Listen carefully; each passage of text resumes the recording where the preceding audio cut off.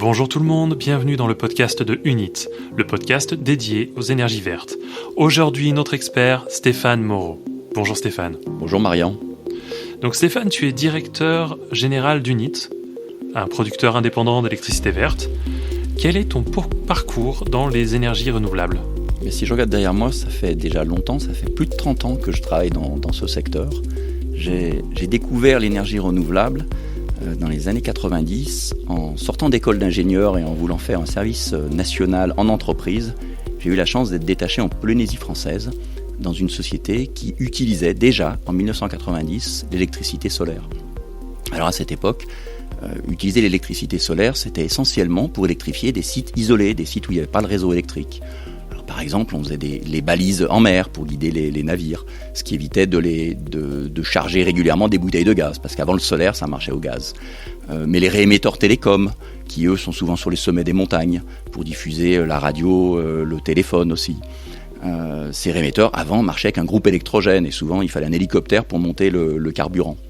Puis il y avait aussi une autre application de l'énergie solaire qui était passionnante déjà à cette époque et dans ce territoire magnifique qu'est le Pacifique Sud, c'est l'électrification des habitations isolées. Il faut savoir qu'en Polynésie, il y a plusieurs centaines d'atolls éparpillés dans le Pacifique, avec des gens qui habitent sur place et qui avant avaient un groupe électrogène et se faisaient livrer le carburant régulièrement par bateau qu'il fallait ramener sur des chaloupes à l'intérieur du lagon. Et soudain, on leur proposait une nouvelle énergie, des panneaux solaires, silencieux, non polluants, qui ne demandaient pas d'approvisionnement et qui leur permettaient de bénéficier de l'éclairage et puis surtout de frigos, de congélateurs qu'avant ils ne pouvaient pas avoir sur site. Donc moins de risques sanitaires, possibilité de ne pas faire de gaspillage alimentaire. Bref, c'était pour eux vraiment un service réel sur ces sites isolés. Il y avait même une autre application que je trouve exotique et dont j'ai un superbe souvenir, c'est qu'en Polynésie, beaucoup de gens travaillaient dans des sites très isolés, sur des îlots qu'on appelle les motus, pour faire ces fameuses perles de Tahiti dont on aime entourer le collier de nos dames. Et ces perles de Tahiti, elles s'étaient fabriquées dans les lagons, c'est-à-dire qu'on fait pousser des huîtres, on élève ces perles dans ces huîtres. Et pour ça, il faut de l'outillage. Et là encore, pour professionnaliser ce métier, les gens ont apprécié d'avoir des petits ateliers électrifiés par énergie solaire. Donc ça a été une découverte très enthousiasmante de mon début de vie d'ingénieur. Et puis, après Tahiti, le groupe qui m'employait à l'époque me dit « Écoute Stéphane, ça s'est bien passé, on a une filiale en Nouvelle-Calédonie, on aimerait bien t'en confier la direction et le développement. » Et bien sûr, j'ai dit banco. Et je suis reparti en Nouvelle-Calédonie pour, là encore, utiliser l'énergie solaire pour les sites isolés. Alors là, les sites isolés, c'était pas des îles isolées, mais des tribus qui sont souvent très très loin du réseau électrique et qui, elles aussi, fonctionnaient avec des groupes électrogènes et un approvisionnement en carburant par des 4x4 qui traversaient des chemins très chaotiques dans la forêt tropicale. Et on a commencé à développer pas mal de tribus comme ça. Et le concessionnaire distributeur d'électricité locale s'est dit « Mais c'est super, parce que ces gens-là me réclament le réseau électrique. » Puis on voit qu'avec le solaire, ils sont très satisfaits. Et on a mis en place un système de concession solaire. C'est-à-dire quand les gens voulaient vraiment l'électricité, au lieu d'acheter les installations solaires, on les a équipées. Et ils payaient une facture mensuelle d'électricité, comme s'ils avaient été en ville. Sauf que la production d'électricité était sur leur tête et non pas dans une centrale située très loin de chez eux. Donc ça a été le début d'un nouvel usage du solaire qui a permis de rendre le solaire accessible à tous. Parce que ne l'oublions pas, à l'époque, le solaire était très très cher, on pourra y revenir. Donc les gens ne pouvaient pas s'offrir ces systèmes. En revanche, le concessionnaire distributeur d'électricité, il était ravi d'acheter ces installations et de ne vendre que le service, parce que lui, ça lui faisait faire une économie énorme, l'économie de dizaines de kilomètres de réseaux électriques qui auraient traversé une forêt tropicale pour arriver dans une tribu où il y avait seulement 5 ou 10 maisons qui voulaient juste l'éclairage, ce qui n'était absolument pas rentable. Donc, une vraie solution pour, on va dire, étendre le service public. Et puis, fort de cette belle expérience, j'en ai suscité une autre en regardant le cas du Maroc. Le Maroc était le plus en retard de tous les pays du Maghreb pour ce qui est de l'électrification rurale. Donc on leur a fait connaître notre expérience polynésienne et calédonienne en leur disant « Vous pouvez apporter l'électricité dans les sites isolés à un prix très équitable et sans faire des investissements démesurés sur votre réseau. La solution, c'est le solaire. Mais vous devez nous soutenir. Il faut que vous cofinanciez les installations solaires et nous, professionnels du solaire, on en fait l'entretien et on vous garantit le bon fonctionnement de ces installations pendant 15 ans. Et puis dans 15 ans, S'il le faut, on réinvestit, on rénove et on repart pour une période de 15 ans. Et alors là, ça a été un vrai plaisir parce que ça a été un changement d'échelle. Un pays de grande taille et l'objectif, c'était 100 000 installations dans les grandes plaines marocaines éloignées du réseau électrique. Là encore, un jeu gagnant à 3. Les paysans marocains qui s'éclairaient à l'époque à la bougie ou éventuellement à la lampe à gaz, tout d'un coup, ils avaient de la vraie lumière avec un interrupteur. Des gamins ravis de pouvoir s'éclairer à la lumière pour faire leurs devoirs en rentrant le soir, ce qui n'était pas le cas avant. L'État marocain, ravi d'étendre son service de l'électricité à des zones qui en étaient privées et qui se sentaient exclues du service public, mais de le faire dans des conditions financières tout à fait acceptables. Et puis surtout faire en sorte que les gens restent là où ils étaient, dans des zones rurales où ils avaient un métier d'éleveur souvent. Alors que souvent les jeunes générations finissaient par dire à leurs parents, écoute, t'es bien gentil là, mais habiter notre petite maison qui s'éclaire à la bougie, je ne veux pas lui. Et beaucoup de familles finissaient par aller en ville. Et malheureusement, aller en ville, pour beaucoup de ces familles, ça voulait dire aller dans un quartier qui porte bien son nom, qui s'appelle Bidonville, à Casablanca, et qui a donné le nom d'ailleurs à ce qu'on appelle un bidonville aujourd'hui. Et c'était vraiment un vrai échec social. Alors que là, en leur apportant là où ils sont, là où ils ont un métier, un vrai service solaire, les gens se sont dit, je reste. Et les jeunes générations ont accepté de rester. Tout en se disant, si le réseau électrique s'étend un jour, bien sûr, on raccordera ces maisons au réseau électrique. Mais ça permet d'apporter le service tout de suite et d'attendre de voir l'évolution démographique. Après cette belle expérience, qui pour moi était encore un vrai plaisir professionnel, je suis parti, toujours pour le même groupe, aller créer une filiale en Allemagne. Alors là, une zone moins exotique. Mais pourquoi en Allemagne ? Parce que l'Allemagne avait montré la voie d'un marché de masse, d'un solaire qui ne se contentait plus d'électrifier les sites isolés, mais qui était aussi un moyen de production d'électricité en zone urbaine, en ville, sur le toit des maisons, sur le toit des immeubles. Et je souhaitais vraiment comprendre ce marché. Donc j'y suis allé, on y a créé une filiale, on s'est bien développé. J'ai recruté un successeur pour continuer de développer cette filiale. Et je me suis dit, cette fois, il faut absolument qu'on aille développer la même chose en France. C'est le prochain marché, le prochain changement d'échelle. Donc je suis revenu en France. Et là, on a continué, bien sûr, de faire les sites isolés, parce que la demande est énorme, en France comme ailleurs. Les réémetteurs en montagne, les relais de la gendarmerie en haute montagne, tous ces sites-là sont encore aujourd'hui électrifiés de panneaux. Les maisons dans les dom-toms ont également beaucoup bénéficié de l'énergie solaire, puisque ce sont des endroits où le réseau était bien moins étendu et il y avait beaucoup de sites isolés. Mais on s'est dit, on va essayer de travailler au corps pour faire en sorte qu'en France, on puisse aussi faire, comme en Allemagne, des installations raccordées au réseau. C'est enfin arrivé, on pourra y venir tout à l'heure, à quelle époque c'est arrivé en France. Et après avoir lancé cette activité, le virus de l'entrepreneuriat m'a pris. Ça faisait des années que finalement je créais et je dirigeais des sociétés, mais dans un groupe dont j'étais un actionnaire minoritaire, mais c'était pas mon entreprise. Et en bon accord avec ce groupe, j'ai créé une société en France qui s'appelle Evasol, et avec le but de déployer de manière massive l'électrification des maisons raccordées au réseau électrique, sur un modèle économique un peu innovant, sur un métier tout neuf. Les gens voulaient comprendre, donc il fallait des commerciaux qui sachent bien expliquer. Ils voulaient du clé en main, il fallait que ce soit simple. Donc on a décidé de faire une offre où on s'occupait de tout le travail technique et administratif pour eux. Et Dieu sait qu'en France, le sujet administratif était d'une lourdeur incroyable. Les papiers à faire pour raccorder une petite installation solaire sur le toit d'un pavillon de banlieue avaient été faits en simplifiant un peu le modèle des papiers qu'il faut faire quand on raccorde le barrage de Tignes au réseau français. Je caricature à peine. Donc c'était d'une lourdeur administrative énorme, c'était un vrai frein au marché. Mais le fait qu'on décide de l'industrialiser, de le faire dans l'entreprise, nous a permis d'avoir une extraordinaire croissance et de bien participer au démarrage du marché photovoltaïque en France, jusqu'à ce que on ait dû réduire la voilure à cause d'un événement malheureux qu'on a appelé le moratoire à l'époque, qui a été un frein au développement de ce marché. Et ce jour-là, je me suis dit, l'État français n'a pas compris, nager à contre-courant, ça m'épuise. Je vais aller travailler dans d'autres secteurs. Donc j'avais revendu mon entreprise, j'ai investi dans d'autres PME de secteurs très différents.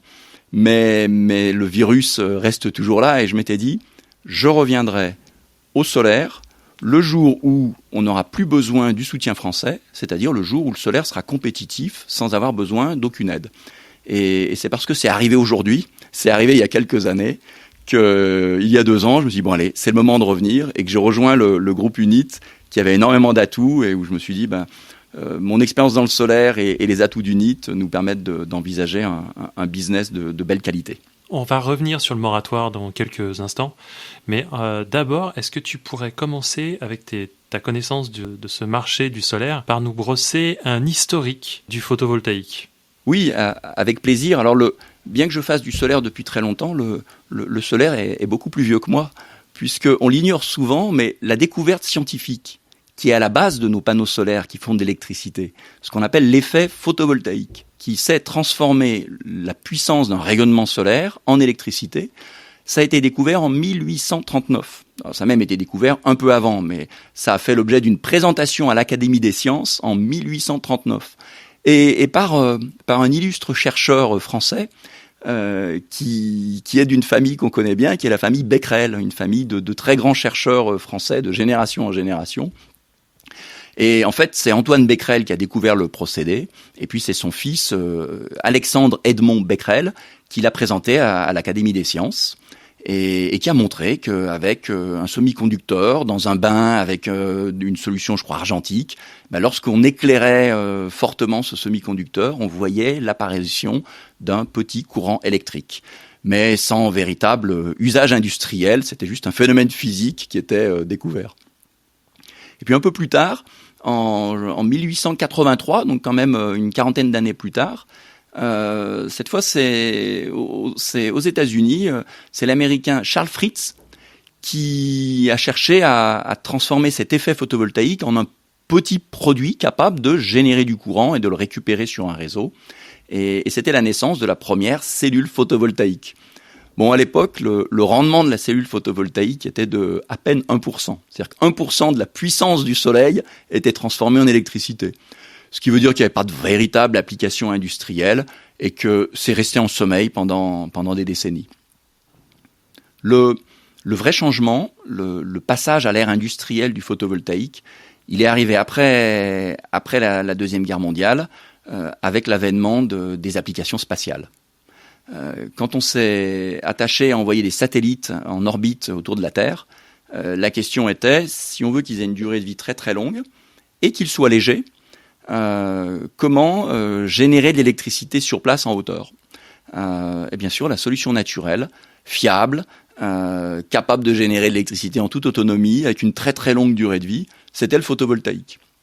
Encore fallait-il faire beaucoup de recherche et développement pour atteindre des applications on va dire des rendements plutôt d'un niveau suffisant pour envisager cette application. Donc il y a eu beaucoup de recherche et développement. Et c'est dans le laboratoire Bell, aux États-Unis, qu'ont été faits les premiers panneaux solaires avec un rendement honorable, on va dire, qui était de 6%.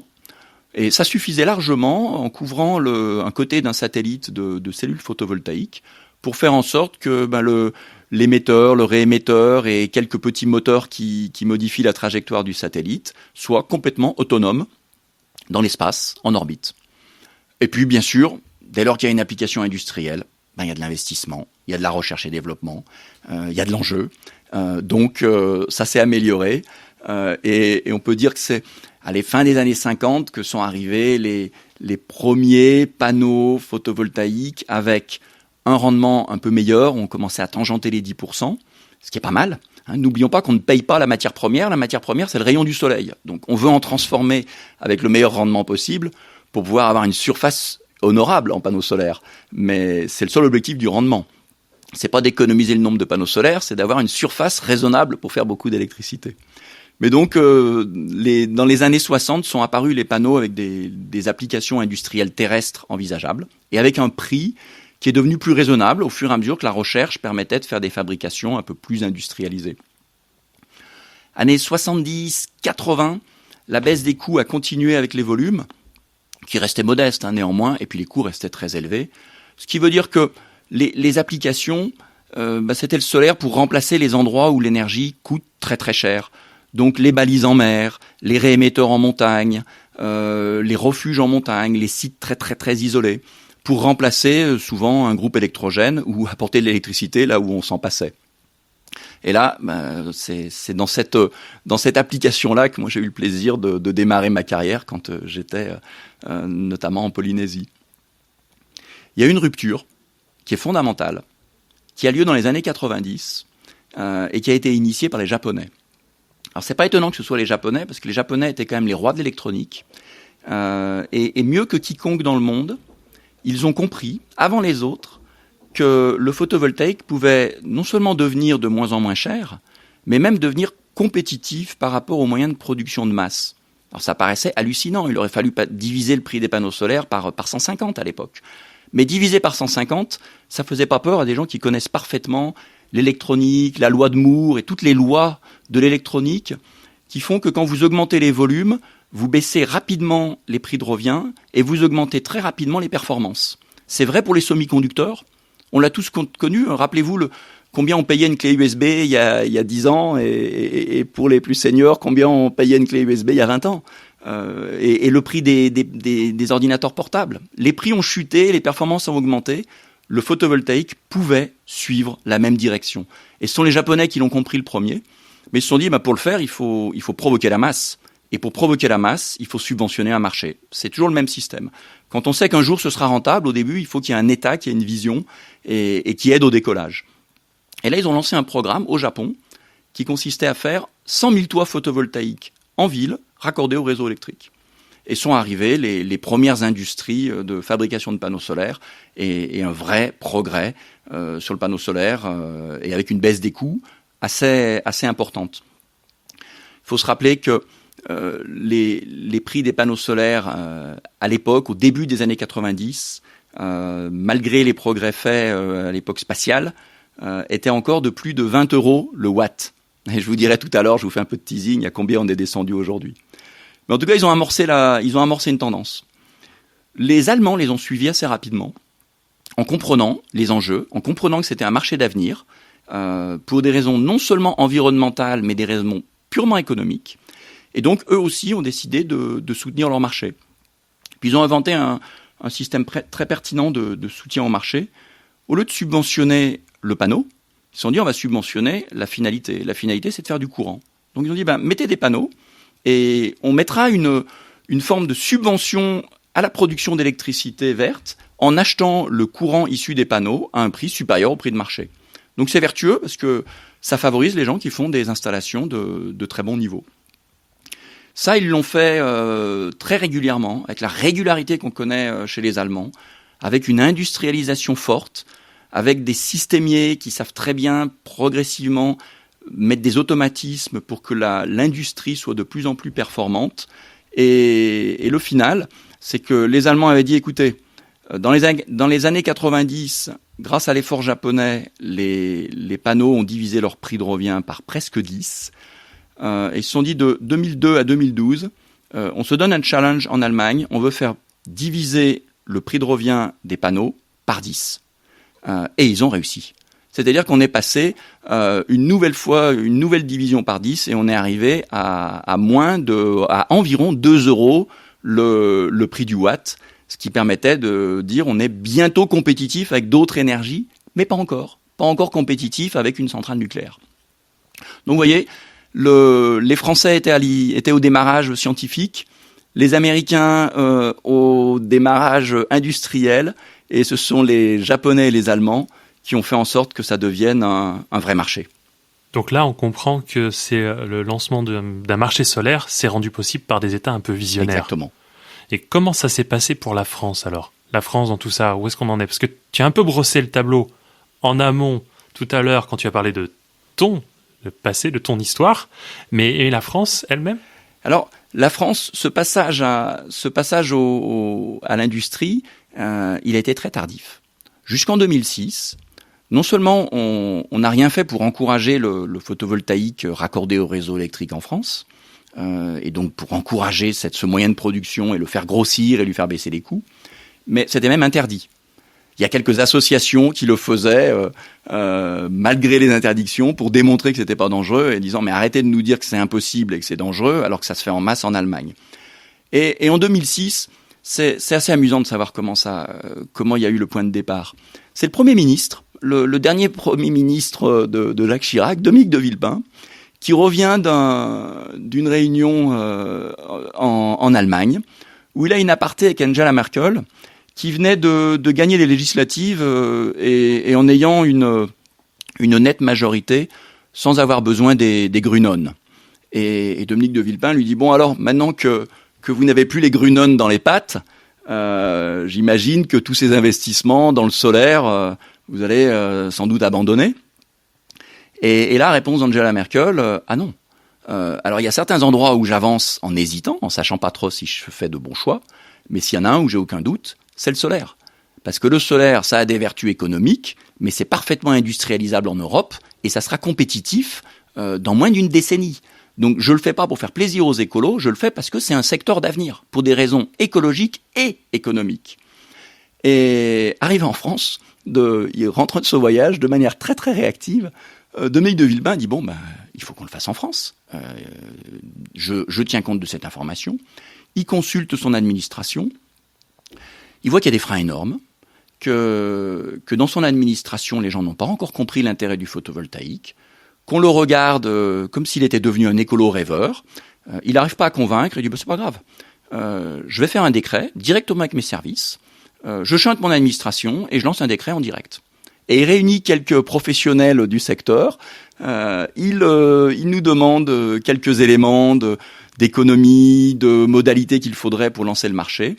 Et en juillet 2006, si je me souviens bien, sort un décret, presque par surprise, mais quelle bonne surprise, disant non seulement maintenant on a le droit de raccorder des installations photovoltaïques au réseau, mais en plus, comme les Allemands, je mets un tarif d'achat du photovoltaïque qui fait que, bien que ce soit encore un peu cher, les gens vont trouver un retour sur investissement tout à fait honorable.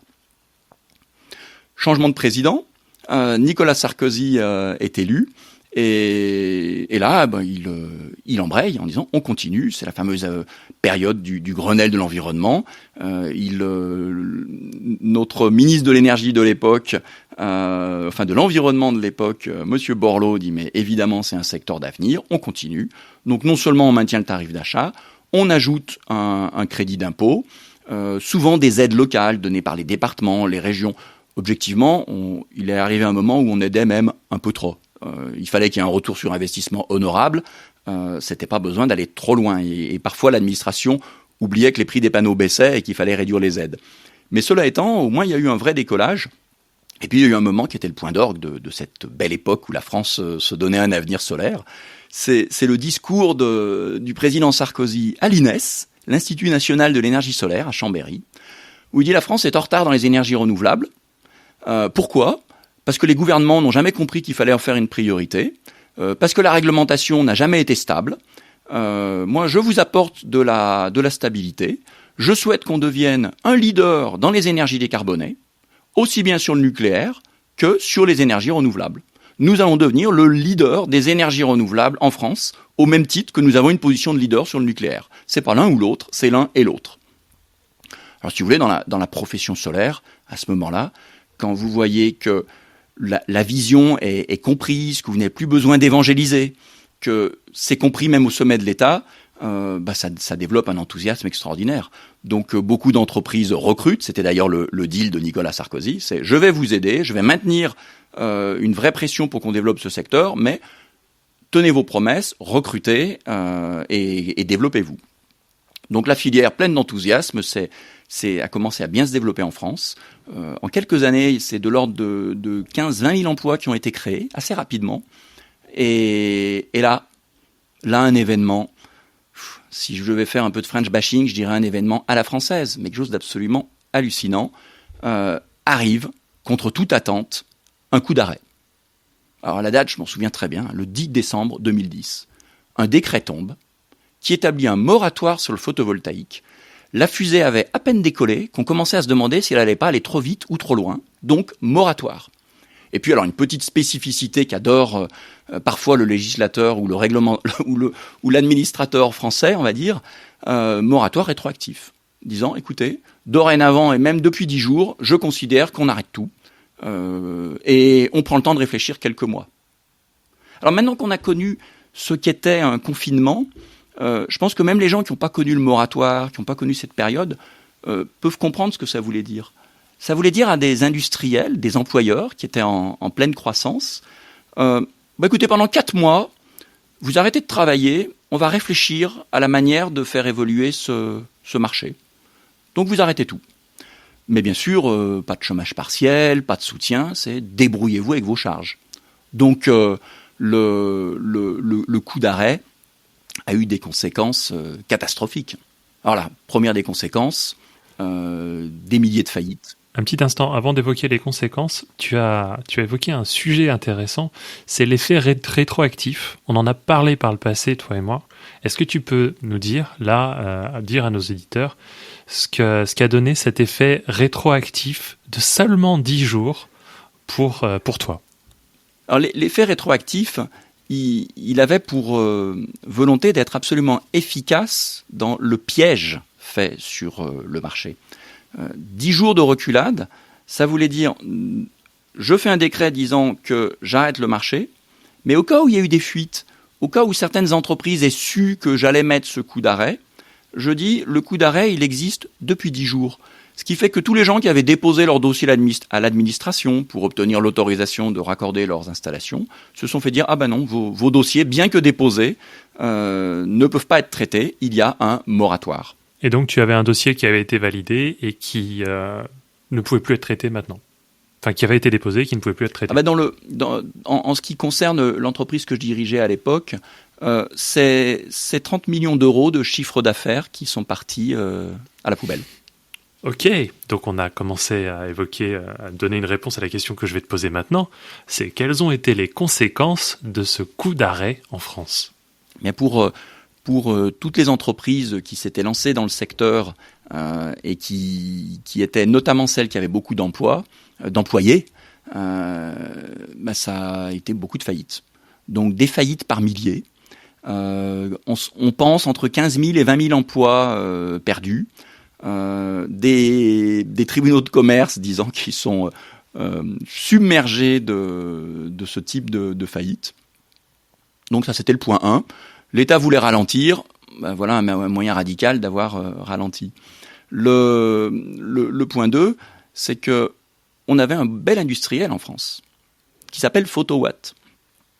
Et Photowatt, c'était une industrie historique qui existait depuis longtemps, qui existait y compris à l'époque où il n'y avait pas un marché de masse. Et c'est même l'industrie qui a inventé une des technologies de fabrication de panneaux solaires qui s'est appelée la cellule multicristalline. Et la cellule multicristalline, ça représentait 80% du marché à cette époque-là. Donc il a vraiment permis de faire un pas en avant énorme au marché mondial du photovoltaïque. Sauf que vous imaginez bien, une industrie, elle doit avant tout compter sur son marché domestique. Là où elle est le plus compétitive, c'est dans son propre pays. Et très clairement, pour cette industrie, ça a été le début de la fin. Ça a été une fragilisation énorme. Et c'est une entreprise qui s'en est toujours pas relevée, qui vivote depuis, mais qui est dans des difficultés catastrophiques, qui a jamais pu se remettre de cet événement. Donc on a perdu aussi une industrie. Mais on a perdu également d'autres industries. C'est qu'il y avait beaucoup de projets de construction d'usines à l'époque, et internationaux.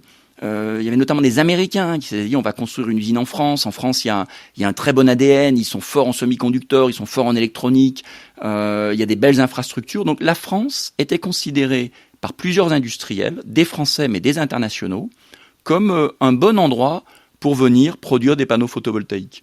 Voyant arriver ce moratoire, bien sûr les projets ont été arrêtés. Avec des gens disant tant qu'on n'a pas de stabilité sur le marché domestique, on ne prend pas le risque de s'installer en France. Quel dommage. Du coup, en France, aujourd'hui, on peut dire qu'il n'y a pas un seul industriel du photovoltaïque. J'entends sur toute la chaîne de valeur. On a des bons industriels, mais sur une petite partie de la chaîne de valeur qu'on appelle l'encapsulation, la phase finale de la fabrication. Mais là où il y a beaucoup de valeur scientifique, là où il y a beaucoup de connaissances, on n'a plus personne. Et c'est bien dommage, parce qu'on a un écosystème tout à fait favorable. D'ailleurs, moi, je garde l'espoir que des industries vont se réinstaller en France. Il y a des dossiers qui se travaillent actuellement, et on aura sans doute une industrie française dans les années qui viennent qui va arriver à naître, et une industrie de grande échelle. Parce que quand on rattrape un marché de grand volume, il ne faut pas démarrer timidement, il faut faire de grandes industries. Mais pour ça, quand je vous dis qu'on a un bel atout, on est très fort en semi-conducteurs. On a ST Microélectronique, ou une société comme Soitec, où il y a des vraies compétences fortes. On sait très bien faire les verres, et les verres spéciaux qu'il y a sur les panneaux solaires, avec des entreprises telles que Saint-Gobain. On est bon en électronique de puissance et en conversion de puissance. Pensons notamment à des gens comme Schneider, et puis ses confrères allemands qui sont très puissants aussi. On a une R&D d'assez bon niveau, une R&D publique d'assez bon niveau, et qui pourrait travailler main dans la main avec une R&D privée, R&D pour recherche et développement, R&D privée si le marché français était suffisamment porteur pour que des gens décident d'installer leur recherche et développement en France. Et là, je vais citer le CEA, Commissariat à l'énergie atomique, mais qui est devenu depuis quelques années le Commissariat à l'énergie atomique et aux énergies alternatives. Et l'INES, donc l'Institut national de l'énergie solaire. Donc on a tout un écosystème, mais à quoi bon ? Un écosystème sans marché domestique, pendant longtemps, ça n'a pas servi à grand-chose, et ça fait que la France n'a pas progressé, alors que d'autres pays, et notamment la Chine a compris juste après l'Allemagne que c'était l'énergie du siècle, qu'il fallait avancer très fortement sur ce sujet. Donc la Chine a investi massivement en R&D, en construction d'usines, en commercialisation de panneaux dans le monde entier. Et aujourd'hui, 95% des panneaux photovoltaïques de très bonne qualité viennent de la Chine. Les Américains ont compris qu'il ne fallait pas laisser ça seulement entre les mains de la Chine, et que c'était un secteur absolument important pour l'indépendance énergétique. Et les Américains l'ont bien compris. Et l'America First de Monsieur de Monsieur Trump est parfaitement repris par Monsieur Biden. Et aujourd'hui, il y a des aides extrêmement généreuses qui sont proposées par les États-Unis pour que des industriels viennent construire des panneaux photovoltaïques aux États-Unis. Donc, les conséquences, c'est que la France a pris un gros retard. Et pendant ce temps, le monde a continué d'avancer et même de changer d'échelle. Alors, une autre conséquence très concrète, c'est que la France s'était donné un objectif dans le cadre de la politique européenne. Et la France s'était dit, nous aurons 23% d'énergie renouvelable dans notre mix énergétique en 2020. Et cet engagement, il n'est pas atteint. Il n'est pas atteint. On n'est pas à 19%. Et le souci, c'est que c'est un engagement dit contraignant. C'est-à-dire que c'est un engagement, quand il n'est pas atteint, il faut trouver le moyen de l'atteindre ou payer des pénalités. Et donc actuellement, d'ailleurs notre ministre de l'énergie en parlait dernièrement, est en train d'essayer de racheter des projets photovoltaïques et des térawattheures photovoltaïques à des pays qui sont en avance sur leurs objectifs pour compenser le retard qu'on a sur le nôtre. Grosso modo, il semblerait que ça puisse coûter environ 500 millions d'euros à l'État, là, dans les prochaines semaines. Donc, vous voyez, des conséquences, une industrie qui n'a pas décollé, des projets industriels qui ont renoncé à s'installer en France. C'est plus anecdotique et moins grave pour le long terme, une pénalité forte pour la France. Tout ça est bien tout regrettable. Ça, juste à cause de ce moratoire. Alors, vu de maintenant, ça semble complètement absurde comme idée. Est-ce que tu peux nous dire un peu plus pourquoi ça a été fait ? Pourquoi il y a eu une telle décision ? C'est vrai que c'est une bonne question, parce que on peut pas suspecter les gens qui prennent ces décisions et toutes les personnes de très bon niveau qui sont dans les administrations d'être idiots. Et finalement, on peut regrouper tout un contexte de gens performants, intelligents, et générer de la bêtise collective. On en fait la démonstration. Alors, ça vient d'où ? Mon intuition, mon ressenti de personnes qui migrent, qui naviguent dans ce marché en France et à l'étranger depuis longtemps, c'est qu'il y a quand même eu deux périodes. On va dire dans les années 90, les années 2000, jusqu'à 2006, jusqu'à ce qu'on décide de démarrer le solaire en France, il y avait des oppositions fortes. notamment dans l'administration française. Mais c'était des oppositions sincères, n'ayant pas perçu que la baisse des coûts possible était énorme. Et voyant que le photovoltaïque générait une énergie électrique très chère, et n'ayant pas compris qu'on pouvait diviser ça par 100, ils se disaient, mais à quoi bon? On ne va pas investir dans quelque chose qui ne sera jamais compétitif. Donc c'était une erreur, mais pas une faute. Une erreur par incompréhension. Et ça, c'est ce qui a été le frein jusqu'en 2006. Par contre, en 2010, on ne peut plus dire que c'était une erreur. En 2010, c'est une faute. Tout le monde voyait que la baisse de prix qui avait été promise sur la période japonaise avait été atteinte. Les Allemands annonçaient qu'ils allaient continuer. Et tout le monde voyait que la parité réseau, c'est-à-dire le moment où le prix de revient de l'électricité solaire serait compatible avec le prix de revient moyen de l'électricité du réseau électrique, tout le monde voyait que ce cap était tout à fait atteignable. Et là, je pense que cette seconde période, elle vient de lobbies, au sens le plus noir du terme, de lobbies cyniques et malveillants, venant d'acteurs ayant compris que le solaire était une énergie d'avenir, et ayant compris qu'ils avaient loupé un train. Et en se disant, bon, j'ai laissé passer un train, il faudrait quand même que je monte devant, que je monte dedans, puis que je passe devant, et qui ont tout fait pour qu'il y ait un moratoire, dans le but de ralentir un train et de rattraper un marché, et de dire, finalement, stoppez tout, mais entre parenthèses, le temps que j'arrive et que je prenne ma part de marché. Donc ce cynisme-là, il est insupportable. Parce que il répond à l'intérêt particulier des industriels qui ont poussé pour ce moratoire et qui ont manipulé les politiques pour obtenir ce moratoire, mais il est complètement contraire à l'intérêt collectif français. Mais voilà, pour moi, il y a vraiment eu ces deux périodes, de la sincérité au début, du cynisme ensuite. Mais bon, restons positifs. Tout ça, c'est regrettable, c'est plus que regrettable, mais ça ne change pas quelque chose. C'est que les perspectives du photovoltaïque à l'échelle mondiale sont énormes, énormes. Très bien. Et aujourd'hui, où est-ce qu'on en est? Quelle est la place du photovoltaïque dans le monde? Aujourd'hui, dans le monde, le marché a continué de se développer sans les soubresauts qu'on a connus ici. Il a continué de se développer en améliorant nettement et les volumes et la qualité. En Chine, comme je l'évoquais, aux États-Unis aussi. L'Inde a aussi un marché très croissant. Et ce qu'on peut dire, c'est que on a atteint la parité réseau. Cet objectif, ce Graal qui était de dire le photovoltaïque, c'est une énergie parmi d'autres compétitive sur le réseau, elle est plus qu'atteinte.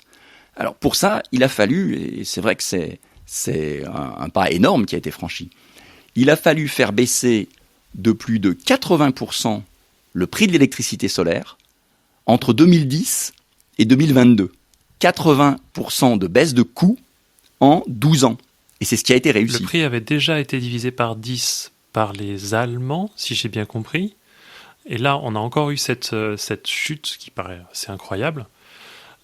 Comment est-ce qu'elle a été possible ? Ce qui paraît incroyable et qui a été compris d'abord par ceux qui connaissent bien le marché de l'électronique et ses règles, la première raison pour laquelle ça a été possible, c'est cette fameuse règle d'augmentation de la performance et de baisse des prix liés au volume.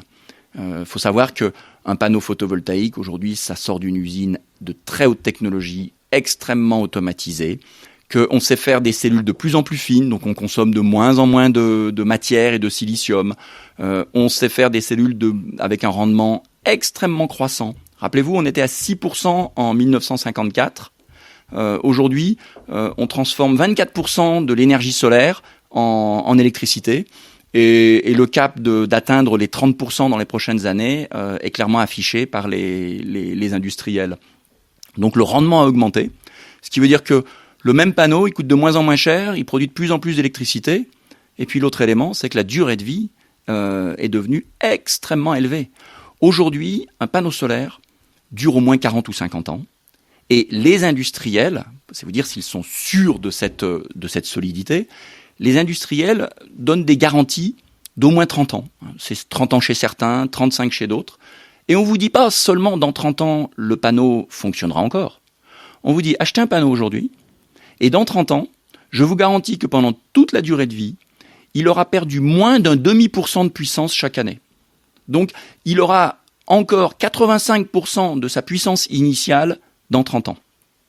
Ces garanties, elles étaient de 10 ans dans les années 90. Donc quand vous investissez dans un panneau, la quantité d'énergie dont vous êtes certain que vous allez bénéficier, elle doit être calculée sur 30 ans et non plus sur 10 ans. Donc ça, ce sont tous les éléments liés au panneau lui-même qui ont fait baisser les prix de manière radicale. Mais ensuite, le prix de l'électricité solaire, c'est pas que le panneau. C'est le prix de tout ce qu'il y a autour, les supports, les câblages, les électroniques qui convertissent le courant continu issu des panneaux en courant alternatif qui se synchronise sur le réseau électrique. Et puis, ce sont tous les travaux d'installation, les travaux de maintenance, les systèmes de monitoring qui permettent d'éviter les pannes et de savoir à l'avance qu'il y a un petit souci à un endroit pour aller intervenir avant qu'arrive une panne. De manière générale, j'ai envie de dire, c'est la professionnalisation de la filière qui a fait baisser la totalité des coûts et qui a permis ça, et d'arriver à une baisse de prix qu'aucun autre secteur n'a connue et qu'aucun secteur de l'énergie ne connaîtra jamais. C'est-à-dire qu'aujourd'hui, c'est la seule filière énergétique qui a une telle perspective de baisse des coûts qui n'est pas finie et qui va continuer. La plupart des autres énergies vont connaître un prix en croissance. Quand on parle des énergies de stock, le gaz, le pétrole, les gaz de schiste, on sait que dès lors que c'est une énergie avec un stock limité, la raréfaction fait que ça finit par aboutir à une hausse des prix. On l'a bien connu, on le connaît et on voit qu'on est dans cette phase-là. Sans parler de la conjoncture actuelle qui provoque un pic sur le sujet, mais de manière générale, qui dit énergie de stock dit hausse des prix.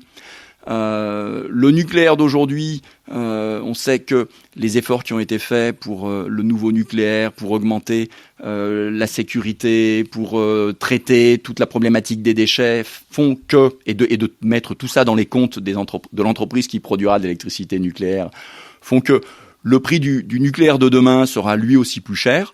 Toutes les énergies augmentent en coût, ou presque. Et en tout cas, le photovoltaïque a une promesse de baisse des coûts qui a été prouvée depuis 20 ans et qui n'est pas finie. Et j'ai envie de dire, c'est pas le seul atout du photovoltaïque. Et c'est ce qui est remarquable dans cette entreprise, c'est dans cette énergie. Grosso modo, faisons l'inventaire des atouts du photovoltaïque aujourd'hui et demain. Bon, j'y reviens pas, atout économique. Aujourd'hui, une installation clé en main sur un grand terrain au sol coûte 0,5 ou 0,7 euros du watt, clé en main. Avant, le panneau tout seul, dans sa boîte, à la sortie d'une usine, était appelé à plus de 20 euros le watt. Vous voyez la baisse des prix. Ce qui fait qu'aujourd'hui, le mégawattheure photovoltaïque, il est compétitif sur le réseau. Alors bien sûr, cette compétitivité, elle dépend de l'endroit où on l'installe. Ça revient plus cher de faire une petite installation sur une toiture que de faire une grande ombrière sur un parking, et ça revient plus cher de faire une grande ombrière que de choisir un grand terrain vague et d'installer tous les panneaux au sol de manière alignée dans un terrain qu'on va avoir entouré d'un bocage pour que tout ça soit discret puisque c'est pas très haut. Mais grosso modo, pour faire une fourchette large, aujourd'hui on sait déjà faire un mégawattheure photovoltaïque qu'on sait vendre sur le marché dans les 60 à 120 euros le mégawattheure, ça se fait couramment. Sur un marché qui aujourd'hui est au-delà de 1000 et dont on sait qu'il aura beaucoup de peine à redescendre en dessous de 150. Donc de toute façon, le seuil de compétitivité, il est atteint et c'est pas fini. L'autre aspect sur ce volet compétitivité, c'est que ça a une conséquence forte, c'est que les États peuvent dire, nous ne regrettons pas d'avoir soutenu le photovoltaïque, puisque c'est maintenant un outil fondamental pour faire une énergie compétitive et environnementalement intéressante, parce que le système d'incitation qui avait été mis en place, vous savez, comme les Allemands, on vous achète votre électricité un peu plus cher que le prix du marché, c'est-à-dire que vous nous dites combien vous voudriez qu'on vous l'achète, vous vendez votre électricité sur le marché de l'électricité, et puis s'il vous manque quelque chose pour être rentable, l'État compense. On en a bénéficié pendant une longue période, depuis le soutien au photovoltaïque, depuis 2006. Mais aujourd'hui, le photovoltaïque, comme les autres énergies renouvelables, elles produisent à un prix qui est inférieur au prix de marché. Ce qui fait qu'aujourd'hui, non seulement on n'a plus besoin d'un soutien de l'État, mais inversement, on peut rembourser l'État. Et c'est ce qui se passe. C'est que l'État dit, dès lors que votre prix vous arrivez à vendre au-dessus du prix qui suffit pour être rentable, vous nous remboursez. Dans les prochaines années, en ce moment, on a déjà budgété 30 milliards d'euros de recettes de l'État qui viendront des énergies renouvelables françaises. Et avant fin 2023, le photovoltaïque aura remboursé plus que la totalité de ce qui a été reçu pour soutenir le décollage du photovoltaïque. Donc ça y est, le retour sur investissement pour l'État, il est fait. Il est fait, et c'est tant mieux. La profession est ravie de pouvoir rembourser l'État et de démontrer que cette promesse de rentabilité, elle serait au rendez-vous. Donc, on a un atout économique incontesté et reconnu par l'État qui envoie des recettes sonnantes et trébuchantes. Mais ce n'est pas le seul atout, il y en a bien d'autres. Il y a un atout, allez, au global, je vais appeler un atout technique. L'énergie photovoltaïque, c'est une énergie extrêmement fiable. Et ça, depuis le premier jour.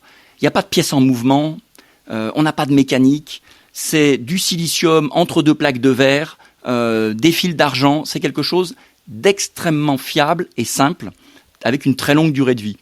C'est pas pour rien qu'on continue d'électrifier les satellites en photovoltaïque. On n'envisagerait pas d'envoyer des spationautes intervenir chaque fois qu'il y a une panne. Il n'y a pas de panne en photovoltaïque, très très peu. C'est sans doute l'énergie qui a la meilleure fiabilité. Si on vient sur l'aspect environnemental, je pense qu'il n'est pas inutile de ressouligner les intérêts du photovoltaïque. C'est une énergie bas carbone. Elle fait partie des quelques énergies les plus bas carbone. Donc on produit 1 mégawattheure avec très très peu d'émissions de CO2. Il y en a un tout petit peu au départ dans l'usine de fabrication, puisqu'il faut de l'énergie pour fabriquer un module, mais c'est l'une des plus bas carbone des énergies de ce monde. Pas de déchets. Il n'y a aucun déchet à sortir d'une installation photovoltaïque. Ce sont des installations entièrement recyclables. C'est-à-dire que les panneaux photovoltaïques, depuis le premier jour, en concertation avec toute l'industrie allemande, toute l'Europe a mis en place un système de collecte des panneaux photovoltaïques, d'écotaxe qui est payé au moment de l'achat du panneau photovoltaïque. Et les panneaux photovoltaïques se recyclent à plus de 96%. Ce qui n'est pas étonnant. Dedans, ce sont des cellules qui contiennent... Les cellules sont à base de silicium. Le silicium, c'est le sable. Du verre, qui est aussi fait à base de silicium. Un peu de fils conducteurs de haute qualité qui sont en argent. Un cadre en aluminium. Tout ça se recycle très très bien. Il reste un tout petit peu de matière qui est moins recyclable, qui est notamment la résine qui permet d'étanchéifier tout ça. Mais on continue de progresser et le taux de recyclabilité continue d'augmenter. Mais en tout cas, la filière photovoltaïque se recycle très très bien. Et puis c'est pas un recyclage théorique, c'est une réalité. C'est que les usines de recyclage fonctionnent et les panneaux photovoltaïques ne terminent pas dans des décharges, ils terminent en recyclage quand ils seront en fin de durée de vie. Et les premiers panneaux des premières générations sont en train d'être recyclés. Ils n'avaient pas une durée de vie de 30 ans, les premiers. Alors, atout économique, atout technique, atout environnemental, qu'est-ce qui nous reste ? L'acceptabilité. Il est vrai que dès lors qu'on envisage d'installer des panneaux photovoltaïques, il faut que le voisinage l'accepte. Et objectivement, même si on sait que sur tout projet, il y a toujours la possibilité qu'il y ait des opposants, mais un projet de photovoltaïque, que ce soit en toiture ou au sol, soulève assez peu de boucliers. C'est peu visible, il n'y a pas de bruit, il n'y a pas de danger, il n'y a pas de déchets. Donc voilà beaucoup d'arguments pour que généralement les opposants acceptent les projets, même si souvent quand il y a des oppositions à un projet, il faut tenir compte des demandes, faire ce qu'il y a à faire. Très souvent on va organiser des couloirs de nature au milieu d'un champ photovoltaïque pour être sûr qu'il y a un bon transit de toute la faune. Bref, on fait ce qu'il y a à faire pour que ce soit bien fait, mais globalement on n'a pas trop de levée de bouclier, c'est très acceptable.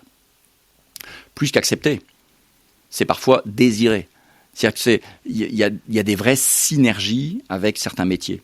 Un exemple dont on parle beaucoup en ce moment, parce qu'il y a une loi en cours, le photovoltaïque sur terre agricole. Il ne s'agit pas de faire du photovoltaïque à la place de l'agriculture, mais souvent en synergie avec l'agriculture.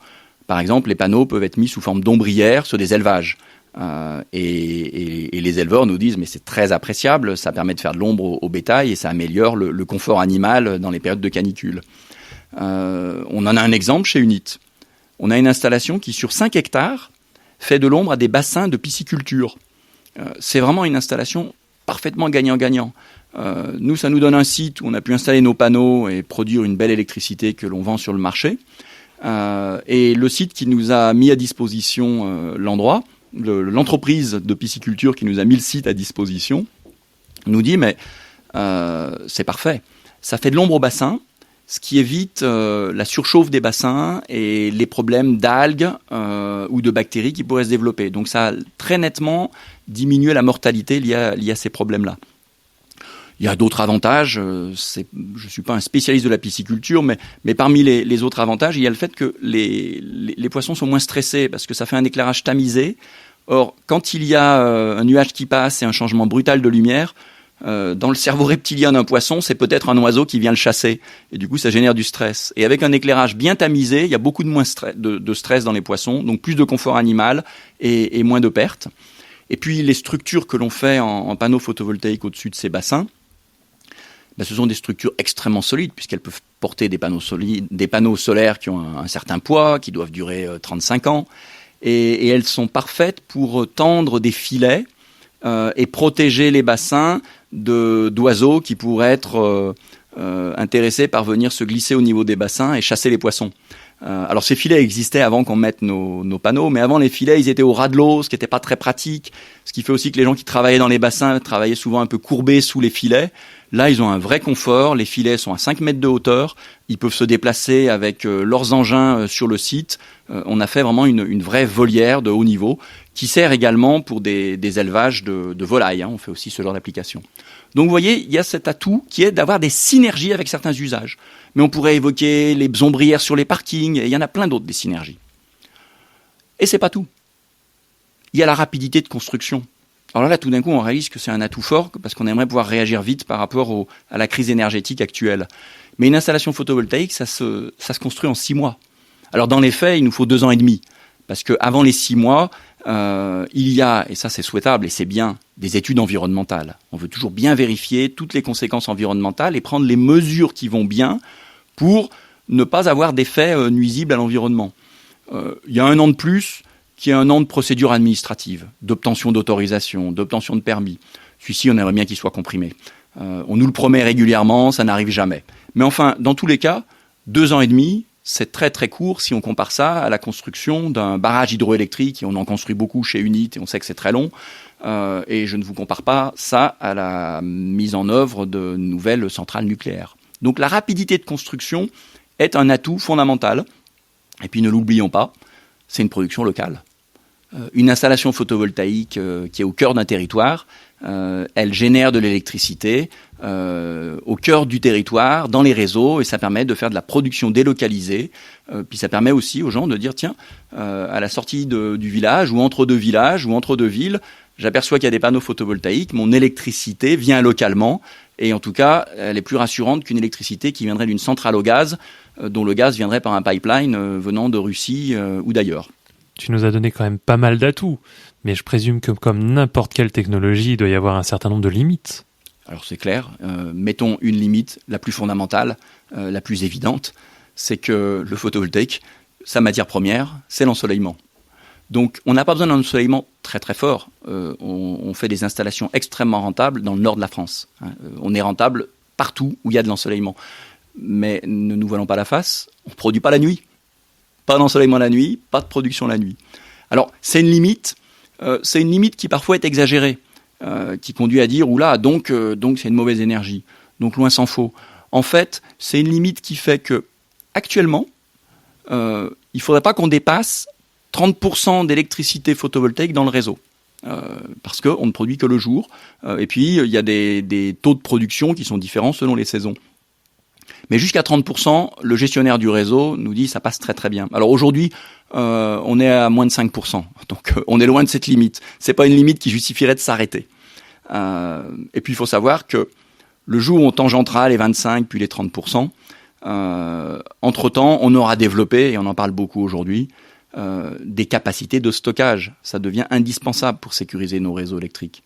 Donc des capacités de stockage, c'est notamment ce qu'on appelle les steppes, le transfert d'énergie potentielle. Vous avez un barrage, un lac en bas, un lac en haut. Quand vous avez trop d'énergie, vous remplissez le lac du haut. Quand vous avez besoin d'énergie, vous laissez descendre de l'eau et vous turbinez. Donc ça, c'est un stockage extrêmement rentable et sans doute le plus intelligent. On peut pas le faire partout. Encore faut-il qu'il y ait les lacs qui s'y prêtent et qu'on puisse équiper les sites. Mais il y a les batteries, dont les prix vont évoluer avec l'avènement des véhicules électriques. Alors, ils vont baisser, puis de temps en temps, ils passeront peut-être par des hausses pour des problèmes de matières premières. Comme tout marché en forte croissance, il y a parfois, sur une courbe de baisse de prix, il peut y avoir des pics à la hausse liés aux matières premières. Et puis, il y a l'hydrogène. N'oublions pas que l'hydrogène, c'est aussi un moyen de stockage d'énergie. Vous pouvez, avec de l'énergie électrique, fabriquer de l'hydrogène, puis quand vous avez besoin d'électricité, avec de l'hydrogène, vous pouvez refabriquer de l'électricité. Ce qu'on appelle le power to gas et gas to power. Donc, dans les 10 années qui viennent, tous ces moyens de stockage et d'autres vont certainement se développer, ce qui veut dire que le handicap qui est ne produire que la journée va devenir très relatif, parce que peut-être que la journée, on produira une énergie qu'on saura stocker pour la distribuer aussi la nuit. Quoi qu'il en soit, aujourd'hui, on est à un niveau où il faut oublier ce seuil des 30%. On n'y est pas, il faut aller absolument au seuil des 30%.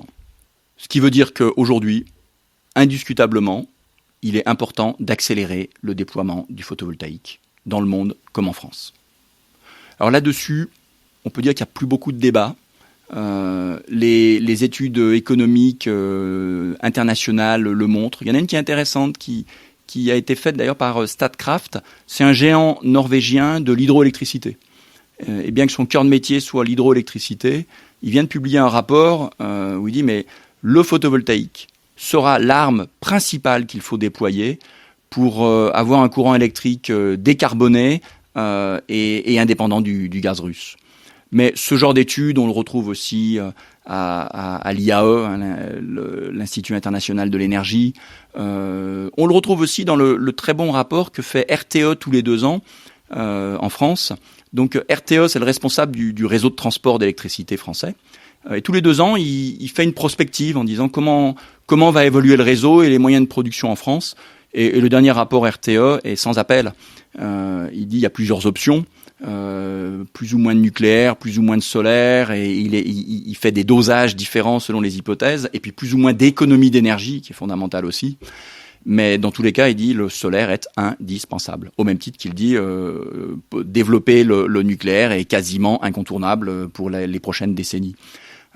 Donc il n'y a pas de débat sur le fait que le photovoltaïque doit se développer et doit accélérer. D'ailleurs, c'est en février cette année, en début d'année, je crois, que le président Macron a fait un discours à Belfort en disant qu'il se donnait un objectif qui était d'avoir 10 fois plus de photovoltaïque installés en 2050 qu'aujourd'hui.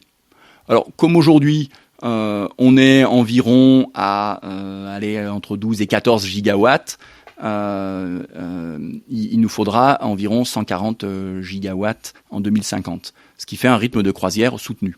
Alors c'est un objectif, donnons-nous les moyens de l'atteindre. On est en train de payer en ce moment pour voir qu'on s'était donné des objectifs et qu'on ne les avait pas atteints. Mais enfin au moins c'est un objectif que nous, professionnels du photovoltaïque, on a retenu. Et aujourd'hui, et quand je dis aujourd'hui, c'est vraiment en ce moment, il y a un débat à l'Assemblée nationale sur une loi destinée à provoquer l'accélération des énergies renouvelables. Puisqu'on dit qu'il faut faire 10 fois plus, il va falloir se donner les moyens. Alors, quels sont les enjeux de cette loi ? Ben déjà, simplifier les procédures administratives chaque fois que c'est possible. Là-dessus, j'attends de voir. J'ai connu trop de lois de simplification qui aboutissaient à une complexification pour m'enthousiasmer tout de suite. Mais l'espoir fait vivre. En tout cas, il y a des simplifications qui seraient les bienvenues. On perd souvent notre temps à des étapes administratives qui sont inutiles. Et puis l'autre enjeu, c'est de libérer de l'espace. Il faut de l'espace pour installer des panneaux photovoltaïques. Alors, c'est pas des espaces immenses, mais en tout cas, il faut libérer du foncier, il faut décider les endroits où on va en mettre de manière à atteindre cet objectif. Alors quand on regarde les ordres de grandeur, qu'est-ce qu'on voit ? On voit que bien sûr, on peut en faire sur les toitures, notamment les grandes toitures. On peut en faire sur les parkings en mettant des ombrières. L'avantage, c'est que le sol est déjà artificialisé et puis on fait de l'ombre aux véhicules, ce qui est apprécié par les conducteurs. Ça évite que la voiture soit surchauffée quand on la récupère. Mais n'oublions pas, il faudra aussi en faire au sol. On ne pourra pas faire tout l'enjeu photovoltaïque en se mettant seulement sur ces sites-là. Et parmi les sols, il y a des terrains qui sont idéaux. Par exemple, les anciennes carrières, les anciennes décharges, les anciennes zones industrielles, les friches industrielles. Alors, ces sites-là, ils sont parfaits, mais objectivement, ils sont quasiment tous occupés, puisque c'est le premier endroit où on est venu s'installer. Donc, ça a été la première cible choisie pour mettre du photovoltaïque au sol. Et il y a un autre segment, ce sont les terres agricoles. Voilà, les terres agricoles, c'est un segment à manier avec prudence, mais il y a un vrai enjeu intelligent. Mettre du photovoltaïque sur une terre agricole, ce n'est pas renoncer à l'enjeu de notre souveraineté alimentaire. C'est la première peur que pourraient avoir les gens qui connaissent pas forcément très bien notre métier. Oui, j'ai une petite question à ce sujet. Parce que si on remplace des terres agricoles par des terres photovoltaïques, on perd peut-être en autonomie alimentaire. C'est le premier réflexe, c'est la première réflexion qu'on pourrait avoir dans nos têtes. C'est un bon réflexe et je comprends qu'on se pose la question. En fait, c'est un faux problème et je vais vous donner les ordres de grandeur. Parce que comme toujours, sur ces questions-là, il faut avoir des idées d'ordre de grandeur. Qu'est-ce qu'il faudrait comme surface pour remplir ce projet ambitieux consistant à faire 130 gigawatts en 2050 ? Allez, admettons qu'on en fasse la moitié sur des toitures, sur des parkings, et puis la moitié au sol.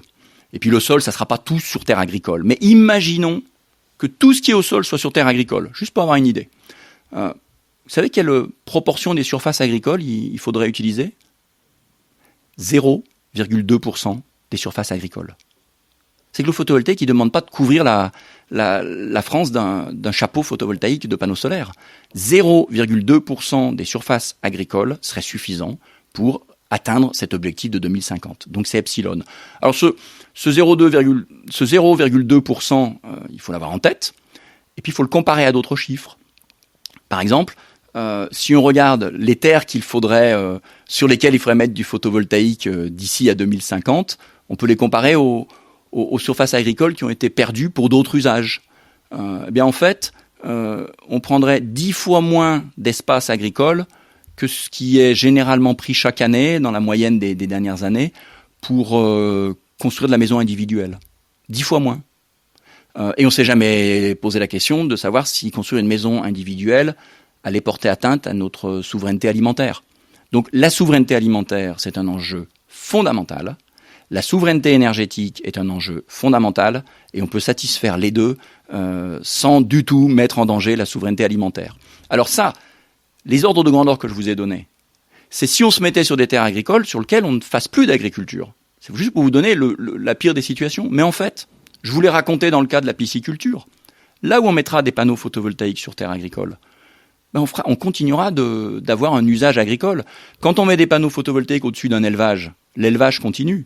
Si on met des panneaux photovoltaïques dans une immense prairie sur lesquelles on fait une récolte fourragère, où une fois par an on vient récolter le fourrage, on sait faire des panneaux photovoltaïques qui sont installés de manière suffisamment espacée pour laisser passer les tracteurs, les faucheuses et les faneuses une fois par an, et ne pas réduire beaucoup la production de fourrage. Donc souvent on apporte un service, éventuellement on nuit un petit peu à la production, mais généralement on apporte un service directement ou indirectement à l'agriculture. Tiens, prenons l'exemple de l'exploitation agricole qui fait du fourrage. Nous, on a un cas d'un client, un partenaire, qui a une exploitation agricole, et il a calculé qu'avec nos panneaux, on allait réduire d'environ 5% la surface fauchée. Ben oui, parce qu'il ne va pas pouvoir passer la faucheuse au pied des poteaux qui portent les panneaux. Mais il a également décidé qu'avec le revenu que nous allions lui apporter, parce qu'on va lui louer le terrain pour pouvoir installer les panneaux, avec ce revenu, il peut investir dans un séchoir à fourrage. Ce qui veut dire qu'au lieu de laisser sécher le fourrage au sol, on le ramasse plus tôt et on le fait sécher dans un fourrage qui est d'ailleurs alimenté lui-même par énergie solaire. Et c'est un gros avantage, c'est que le fourrage garde 5 fois plus de qualité alimentaire. Pourquoi ? Parce qu'il n'est pas mangé par les insectes, en fait, tout simplement. Donc la qualité nutritive du fourrage étant 5 fois supérieure, au final, il aura perdu un tout petit peu de surface, mais il aura gagné une telle qualité que finalement, il aura multiplié par plus que 4 la qualité de son exploitation de fourrage. Donc ça, c'est un avantage indirect. C'est pas les panneaux qui rendent le service directement au fourrage, mais c'est les panneaux qui rendent possible cet investissement qui rend un service précieux. Donc, non seulement on portera pas atteinte à l'agriculture, mais il va y avoir de très belles synergies et ça va être des beaux partenariats avec le monde agricole. Il faut simplement qu'on fasse un peu de pédagogie dans les semaines qui viennent. Ça me conduit d'ailleurs à faire le bilan des avantages du photovoltaïque et des gens qui devraient se réjouir du développement photovoltaïque. Parce que moi, je pense que quoi qu'il arrive, alors cette loi sur l'accélération des énergies renouvelables, on espère qu'elle sera bonne. Quand je vois les milliers d'amendements déposés de la part de gens qui n'ont pas forcément perçu tous les enjeux, mais ce sont des métiers compliqués. Et puis nous ne sommes peut-être pas assez pédagogues dans notre profession. Je suis pas certain que cette loi soit extrêmement favorable, mais on va voir. Mais en tout cas, avec une très bonne loi ou avec une loi moyenne, dans tous les cas, rapidement ou moins rapidement, le photovoltaïque va se développer très très fort en France, comme dans les autres pays. Et c'est tant mieux. C'est tant mieux pour qui ? C'est tant mieux pour notre souveraineté énergétique. Ça va être de l'électricité produite chez nous, sans avoir besoin de faire d'importation de carburant. C'est tant mieux pour la protection de l'environnement. Je vous rappelle que les panneaux, ils n'artificialisent pas le sol, ils n'ont pas de déchets, je ne reviens pas sur tous les avantages qu'on a vus. C'est tant mieux pour le prix de l'énergie. Je vous rappelle qu'on produit une énergie qui est très nettement inférieure au prix moyen de l'électricité et que plus on produira, plus le prix va baisser. Donc on va contribuer à faire baisser le prix de l'énergie. Donc c'est tant mieux pour le consommateur d'énergie, c'est tant mieux pour toutes les industries qui attendent un mégawattheure compétitif. J'espère qu'on peut dire aussi, c'est tant mieux pour la réindustrialisation de la France. Parce que si on arrive à être en Europe aussi malin que ce qui se passe aux États-Unis actuellement, on arrivera à développer une belle industrie de fabrication de panneaux solaires dans les années qui viennent en France. Et ce sera tant mieux pour cette réindustrialisation. On a tout pour réussir cet objectif-là. Et il y a des projets qui sont en train de se battre actuellement pour essayer de prendre naissance. C'est tant mieux aussi pour tous les jeunes qui ont envie de faire carrière dans un métier qui a du sens, dans un métier qui est d'avenir, qui sait qu'il va avoir une croissance pendant plusieurs décennies. Et nous, on recrute beaucoup, et on recrute des gens qui nous disent à quel point ils sont ravis de rejoindre ce secteur d'activité. Et puis enfin, c'est tant mieux pour les propriétaires fonciers. Les propriétaires fonciers, qu'ils soient agriculteurs ou non, qui disent j'ai des grands terrains sur lesquels on pourrait peut-être mettre du photovoltaïque, parce qu'ils auront la fierté de participer à une démarche qu'ils considèrent comme vertueuse, qui a vraiment de l'intérêt. Et puis un intérêt économique, c'est de dire ça va générer un revenu, puisqu'il y aura un partage du revenu entre le propriétaire du terrain et l'opérateur qui vend l'électricité. Et c'est un partage de revenus qui sera très appréciable, et notamment pour l'agriculteur lorsqu'il s'agira d'un agriculteur. Ça va pas lui changer son métier, mais ça va apporter une vraie sécurité financière à son métier. Donc vous voyez, ça fait. Je pense que beaucoup de gens vont dire tant mieux quand on aura tous compris tous les intérêts de cette énergie. Et finalement, moi j'ai envie de dire que le développement du solaire en France, c'est peut-être l'un des projets les plus motivants et les plus fédérateurs qu'on puisse proposer aux Français dans les années qui viennent. C'est vraiment un sujet qui devrait nous fédérer. Et ça va au-delà de ma passion personnelle pour cette énergie. Je suis bien d'accord avec toi. Merci beaucoup Stéphane pour ce tour d'horizon très complet. On te retrouvera sans doute dans d'autres épisodes, par exemple pour un épisode sur les fake news de l'énergie photovoltaïque. Si vous-même qui nous écoutez, vous êtes propriétaire foncier, si vous êtes intéressé pour proposer votre terrain en location pour du photovoltaïque, n'hésitez pas à contacter Unit à l'URL que nous laisserons en commentaire. Merci beaucoup Stéphane. Merci. Et à très bientôt, à vous qui nous écoutez. À bientôt.